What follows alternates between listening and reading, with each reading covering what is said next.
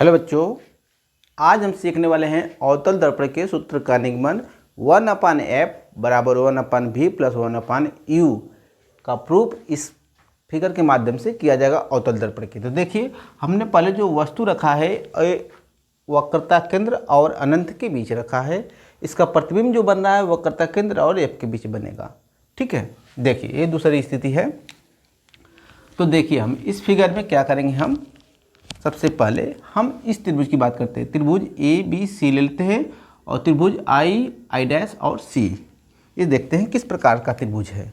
तो हम लेंगे त्रिभुज, देखिएगा त्रिभुज ए बी सी व त्रिभुज आई डैश और सी, आई डैश सी से हम इसके त्रिभुज की बात कर रहे हैं और इस त्रिभुज की बात कर रहे हैं। ठीक है, तो देखिए इसमें क्या है कि कोण जो है यहाँ से देखिएगा बी ए सी जितना है, इस त्रिभुज में आप देखिए कि कोण बी ए सी जितना बी ए सी है उतना ही बराबर कोण क्या है हमारा, यहाँ पे देखिएगा आई डैश आई और सी है, आई डैश आई और सी है। ये दोनों त्रिभुज कैसे हैं, तो समकोण हैं, समकोण हैं। यह एक दूसरे से यहाँ पे 90 बन रहा है और यहाँ भी 90 बन रहा है, दोनों समकोण हैं। अब इस त्रिभुज को देख लीजिए कि कोण बी सी ए क्या है। कोण बी सी ए बराबर, कोण क्या हो जाएगा, बी सी ए बराबर क्या हो जाएगा, आई डैश सी और आई। कोण यहाँ पे त्रिभुज लगा लीजिए आई डैश सी और आई, ये कैसे कोण है, तो जितना यह कोण होगा उतना यह होगा। और कैसे, शीर्षा विमुख है, कैसे शीर्षा विमुख कोण है। तो क्या लिखेंगे यहाँ, शीर्षा विमुख, शीर्षा विमुख कोण है। यह आपस में कैसे हैं, बराबर। तो इस त्रिभुज में दो कोण बराबर हो गए, इस कोण, यह कोण इसके बराबर, यह कोण इसके बराबर। तो ये एक कसौटी से हमारा ए नियम से, ठीक है, नियम 4 होते हैं समरूप के। देखिएगा ए होता है, फिर ए होता है, फिर यस होता है, फिर यस होता है। ये 4 कसौटी है जिससे समरूप सिद्ध होता है। तो इस नियम को हमारा ये त्रिभुज फॉलो कर रहा है। तो कैसा हुआ, समरूप हुआ। तो जब समरूप हो गए तो क्या करेंगे, देखिए समरूप का नियम क्या है। तो समरूप पहले लिख लेते हैं कि त्रिभुज जो है ए बी सी समरूप है त्रिभुज आई डैश और सी। जब समरूप हो गए तो इसकी जितना भुजाओं का अनुपात बराबर होता है।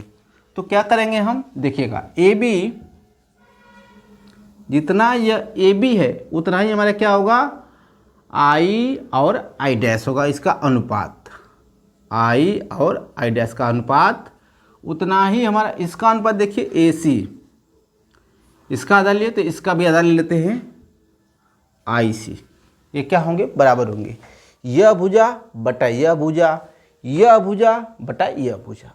ठीक है, अनुपात इसके क्या होंगे, बराबर होंगे समरूप के नियम से। इक्वेशन फर्स्ट कर लीजिए। अब देखिए मैंने इसकी बात कर लिया, इस त्रिभुज को हमने सिद्ध कर लिया कि समरूप है और समरूप का नियम लगा दिया। अब हम त्रिभुज इसकी बात कर लेते हैं, इन दोनों की। यह कैसे त्रिभुज है, हम इसकी बात करेंगे, इस त्रिभुज को देखेंगे। ठीक है, देखिएगा इस त्रिभुज को देखेंगे हम कैसा है। तो त्रिभुज कौन सा ले लें हम, देखिएगा यम एन और यफ। त्रिभुज यम एन एफ ले लिए और ले लिए क्या, इसमें ले लेते हैं आई डैश और एफ। ठीक है, तो त्रिभुज यम एन एफ ले लिए, वह त्रिभुज कौन सा ले लें हम, आई डैश और सी, सॉरी एफ, आई डैश और क्या ले ले, एफ ले ले त्रिभुज। ठीक है, इससे क्या हो जाएगा, देखिएगा फिर वही काम कि देखिए जितना यन कोण होगा उतना ही आई कोण होगा। तो मैं क्या लिखूँगा, कोण यम एन एफ जितना होगा उतना ही हमारा क्या होगा, जो यम एन एफ होगा तो आई डैश आई और एफ होगा। आई डैश आई और एफ कैसे होंगे, समकोण होंगे, समकोण होंगे। ठीक है, अब इस कोण की बात कर लेते देखिएगा, तो क्या करेंगे, यम एफ एन जितना होंगे कोण यम एफ और एन, जितना यम एफ एन होगा उतना ही हमारा क्या हो जाएगा, यहाँ से देखिएगा आई डैश एफ और आई हो जाएगा, कोण आई डैश एफ और आई हो जाएगा। ये कैसे हैं, तो शीर्षा विमुख कोण हैं, शीर्षा विमुख। इसमें भी वही चीज़ हो गया कि भैया दो कोण सिद्ध हो गए, इसके बराबर यह हो गया, इसके बराबर यह हो गया, तो समरूप हो गया। किससे हो गया, ए कसौटी से, ए से, ए नियम से क्या हो गया, यह ए नियम से समरूप हो गया। जब समरूप हो गया तो हम क्या लिखेंगे, त्रिभुज जो लिए हैं क्या, यम एन एफ समरूप हो गए किससे, त्रिभुज आई डैश और एफ के। जब ये दोनों समरूप सिद्ध हो गए तो नियम क्या लगाएंगे हम, कि इसका लंब बटा इसका लंब, यानी कि एम एन बटा क्या हो जाएगा, आई डैश हो जाएगा। ठीक है, आई डैश बराबर क्या हो जाएगा, एफ एन बटा यह आई एफ एन बटा एफ आई कर लीजिए। ठीक है, यह अनुपात क्या होगा, बराबर होगा। ये इक्वेशन सेकंड कर लीजिए। अब एक चीज़ देखिए आप ध्यान से, कि जितना हमारा ये ए बी है, जितना ए बी है उतना ही क्या है, एम एन भी है, क्योंकि रेखाएं कैसे जा रही, समांतर जा रही है। तो जितना यह होगा उतना ये भी दूरी लंबाई होगी। तो हम क्या लिख सकते हैं यहाँ से, देखिएगा कि ए बी बराबर एम एन, ए बी बराबर एम एन से, अगर ए बी बराबर एम एन करेंगे तो इस एम एन की जगह क्या रख सकते हैं, हम ए बी रख सकते हैं। तो हमारा क्या बन जाएगा, देखिएगा यह इक्वेशन ए बी बटा आई डैश हो जाएगा बराबर एफ एन बटा एफ आई हो जाएगा, एफ एन बटा एफ आई हो जाएगा। ठीक है, तो देखिए एक चीज़ देखिए कि जितना, एक चीज़ और लिख सकते हैं आप कि यदि जो ये एफ एन है वह एफ पी के बराबर है, कब होगा, कि जब दर्पण का द्वारक बहुत छोटा होगा, या यह आप लिख सकते हैं कि यन जो है पी के बहुत करीब है, इसलिए दूरी नगण्य हो जाती है। तो जितना एफ एन होगा उतना ही एफ पी भी होगा। ठीक है, तो आप चाहे तो लिख सकते हैं कि दर्पण का द्वारक बहुत छोटा हो तो क्या हो जाएगा, एफ एन बराबर क्या हो जाएगा, एफ पी हो जाएगा, एफ एन बराबर क्या हो जाएगा, एफ पी हो जाएगा। ठीक है, तो क्या हो जाएगा, ये देखिएगा ए बी बटा आई डैश बराबर एफ, अब जो एफ एन है उसको क्या लिख सकते हैं, एफ पी, अब बटा क्या लिख सकते हैं, एफ आई। ठीक है, इक्वेशन ये सेकंड था ना, ये थर्ड कर लीजिए, सेकंड और थर्ड ले लिए हम इक्वेशन। ठीक है, ये तीसरा नंबर का इक्वेशन हो गया। अब आप देखिए कि जितना ए बी बटा ए बी आई ये तो पहले और तीसरे से, तो क्या लिखेंगे हम समीकरण, पहले व तीसरे से लेते हैं, समीकरण 1 व 3 से क्या करेंगे, देखिएगा जो ए बी है, ए बी बराबर क्या है, ए सी बटा आई सी, तो क्या लिख सकते हैं कि ए सी बटा आई सी बराबर एफ पी बटा एफ आई। अब एक चीज़ ध्यान देना है आपको, देखिएगा हमें ज़रूरत क्या है, अब इस चीज़ को आप देखिए, ए सी है, यह ए सी, मुझे ये दूरी चाहिए, ये दूरी चाहिए, तो मैं क्या करूँगा, कोई भी दूरी जो है दर्पण में उसके द्वारक से, ध्रुव से मापी जाती है, तो मुझे ये दूरी यहाँ से चाहिए। तो यह वस्तु की दूरी है, यहाँ से यहाँ तक किसकी दूरी है, वो वस्तु रखी गई है, तो वस्तु की दूरी मुझे चाहिए, तो ए सी चाहिए, तो बताइए क्या करूँगा। तो ए सी के लिए मैं क्या करूँगा, ए पी में से अगर सी पी को घटा दो तो मुझे ए सी मिल जाएगा। अगर मैं इस पूरे दूरी में से यह दूरी घटा दूं सी पी तो मुझे ए प्राप्त हो जाएगी। ठीक है, तो मैं क्या लिख सकता हूँ यहाँ से, देखिएगा यहाँ से मैं लिख सकता हूँ, चलिए मैं यहाँ लिख लेता हूँ। ठीक है, कि जितना हमारा अगर ए सी चाहिए तो ए सी बराबर ए पी, इस ए पी में से सी पी को क्या करेंगे, घटा देंगे। इस ए पी में से सी पी को घटा देंगे। ठीक है, अब देखिए आई सी की बात करते हैं। आई सी का मतलब यहाँ से यहाँ तक की दूरी मुझे चाहिए, यहाँ से यहाँ तक की चाहिए। तो मैं क्या करूँगा, यहाँ से यहाँ तक की चाहिए तो यहाँ से यहाँ तक की दूरी में से हाई दूरी घटा दूँ। ठीक है, तो सी पी क्या लिखूँ मैं, सी पी। अब जो सी पी होगा, सी पी बराबर क्या लिखूँगा मैं, सॉरी सी आई है ना, सी आई, आई सी, आई सी, आई सी जो है तो सी पी में से आई पी घटा देंगे। सी पी में से आई पी को घटा देंगे तो यह सी आई दूरी मिल जाएगी। ठीक है, अब देखिए एफ पी की जरूरत है नहीं मुझे, ये तो मुझे पता है। एफ आई चाहिए जब, तो एफ आई बराबर क्या लिख सकते हैं हम, देखिएगा एफ आई बराबर आई पी में से एफ पी घटा दें। आई पी में से, इस आई पी में से एफ पी को क्या कर दें, घटा दें। अब एक चीज़ चेक करिए कि जो यहाँ से ए पी जो दूरी है, यह ए पी दूरी है जो, यह किसकी दूरी है, ए पी, तो वस्तु की दूरी है। तो ए पी बराबर क्या लिख सकते हैं, ए पी बराबर यू, वस्तु की दूरी को यू से, तो ए पी बराबर यू वस्तु की दूरी है। किसकी दूरी है, वस्तु की दूरी है। ठीक है, ए पी बराबर यू, सॉरी माइनस कर लेंगे क्योंकि कोई भी दूरी जो लेंगे हम, कोई भी दूरी जब हम दर्पण से इधर मापते हैं बाईं तरफ, ठीक है, प्रकाश किरण जब इधर जा रही है इसके विपरीत जब मापते हैं तो सारी दूरियां निगेटिव होती है। तो वस्तु की दूरी कैसे हो जाएगी, माइनस का यू। ठीक है, देखिए ए पी तो निकल गई हमारी, माइनस यू।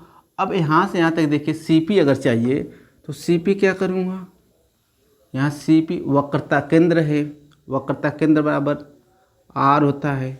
अच्छा, आर बराबर क्या, एफ बराबर क्या होता है, आर बाई टू, तो आर बराबर क्या हो जाएगा, टू एफ। आर बराबर क्या हो जाएगा, टू एफ। तो मैं इस आर की जगह क्या लिख सकता हूँ, टू एफ माइनस का हो जाएगा। ये क्या है, वक्रता त्रिज्या है, वक्रता त्रिज्या है। ठीक है, चलिए ये भी आ गया। अब किसकी जरूरत पड़ेगी मुझे, इसकी प्रतिबिंब की, आई पी की। आई पी बराबर क्या हो जाएगा, देखिए आई पी क्या है, यहाँ से यहाँ तक दूरी प्रतिबिंब बन रहा है, तो आई पी बराबर माइनस का भी, प्रतिबिंब की दूरी को भी से, तो आई पी बराबर माइनस का भी, जिसे कहते हैं हम प्रतिबिंब, प्रतिबिंब की दूरी हो गई। ठीक है, आई पी भी निकल गई। अब क्या है, एफ पी, तो एफ पी क्या है, एफ पी देखिएगा, एफ पी जो है यह फोकस दूरी, यहाँ से यहाँ तक की दूरी क्या कहलाती है, फोकस दूरी। तो एफ पी बराबर क्या करेंगे हम, फोकस दूरी। ठीक है, चलिए जब इतना हो गया तो ये इक्वेशन आप इसे, अगर 3 है तो इसे 4 कर लीजिए। अब 4 में देखिए मैं क्या करने वाला हूँ, 4 को आप ध्यान से देखिएगा। अब ए सी बराबर क्या है, a P minus C p, तो मैं इसके जगह पे, ए सी की जगह पे क्या लिख सकता हूँ, ए पी, नीचे थोड़ा लिखते हैं, A P minus C P, A P minus C P. I C की जगह क्या लिख सकता हूँ, तो C P minus I P. I C बराबर क्या है, C P minus I P बराबर एफ आई एफ पी, तो एफ पी रहने दीजिए, एफ पी रहने दीजिए। एफ आई चाहिए, एफ आई बराबर क्या लिख सकते हैं, आई पी, देखिएगा I P minus F P, I P minus F P. अब कुछ नहीं करना है, आप इस वैल्यू को यहाँ पे पुट कर दीजिए। तो देखिए ए पी बराबर क्या निकाल रखे हैं हम, माइनस का यू, तो यहाँ पर रख देंगे माइनस का यू। सी पी की जगह क्या रख सके हैं, सी पी बराबर माइनस का 2f। अगर माइनस रखेंगे तो इस माइनस को क्या कर देगा प्लस, तो 2f हो जाएगा, बटा क्या हो जाएगा, सी पी कितना है माइनस का 2f। चलिए आई पी कितना है, तो माइनस का भी, यहाँ माइनस रखेंगे तो प्लस का भी हो गया, बराबर क्या हो गया देखिएगा, एफ आई एफ पी क्या है माइनस का एफ। चलिए आगे देखिए आई पी क्या है, आई पी माइनस का भी, ठीक है, और एफ पी क्या है, तो माइनस का एफ है, तो प्लस का क्या हो गया एफ हो गया। इतनी बात क्लियर हो गई। अब इसे हम हल कर देते हैं।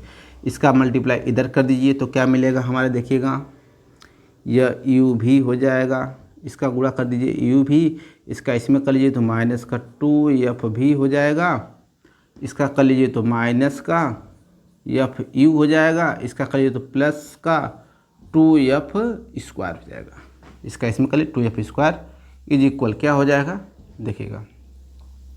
अब इसका इसमें कर लेते हैं तो 2f स्क्वायर प्लस का और माइनस का एफ भी हो जाएगा, इसका जब इसमें करेंगे तो माइनस का एफ भी हो जाएगा, इसका इसमें करेंगे तो 2f स्क्वायर हो जाएगा, ठीक है। तो यहाँ से देखिए 2f स्क्वायर प्लस का ये भी प्लस का ख़त्म, क्या बचा u भी माइनस 2f भी, इसको उधर कर दीजिए तो माइनस का एफ यू बचा इधर, ये उधर जाएगा तो 2f भी हो जाएगा, 2f भी और माइनस का एफ भी हो जाएगा।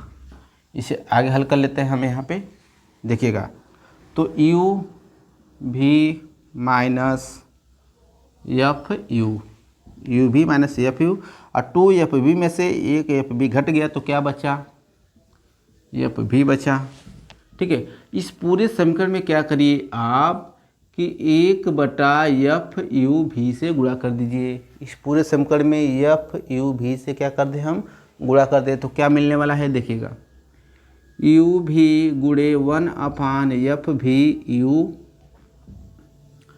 माइनस एफ यू गुणे 1/एफ भी और यू, एफ भी यू बराबर एफ यू गुणे एफ भी है, एफ भी गुणे 1/एफ भी और यू, ठीक है।